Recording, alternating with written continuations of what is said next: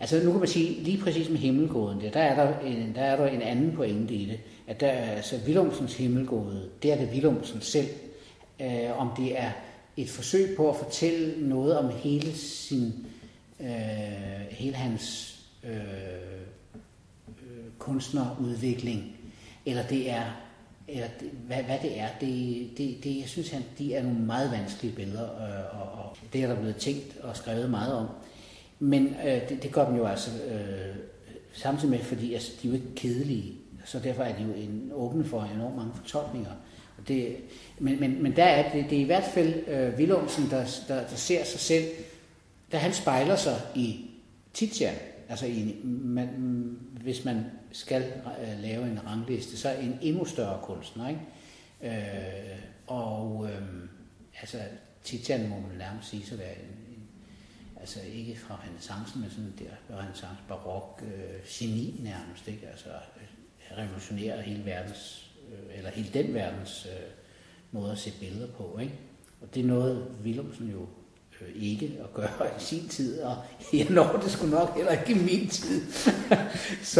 Men altså, så kan man sige, så er endnu mindre kunstner, der så spejler sig i Willumsen, ikke? Det bliver en slags dobbeltspejling, eller en spejling i anden potens, ikke? Peter i Willumsen i Tizian, ikke? Men hele det der med i stedet for at tage det store eksistentielle problem med, hvorfor er jeg her, hvad er det, jeg laver, eller og hvor skal jeg hen bagefter, som måske Willumsen mere beskæftiger sig med. Så tager jeg sådan et forholdsvis banalt dagligdagsproblem, som jo nok kan være en decideret tragedie for det enkelte menneske, men som der også er et eller andet, altså hvis man bliver forfulgt, så er man også lidt latterlig. Så slog det mig, at den der med, at han falder bagover, og han ligger på sengen, og han så ligger i sådan et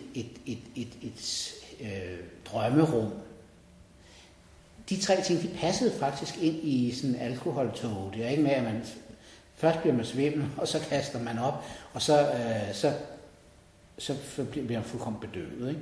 Så det er sådan, det er den der helt jeg kunne lige pludselig se, at de der tre attityder, de kunne også passe på det.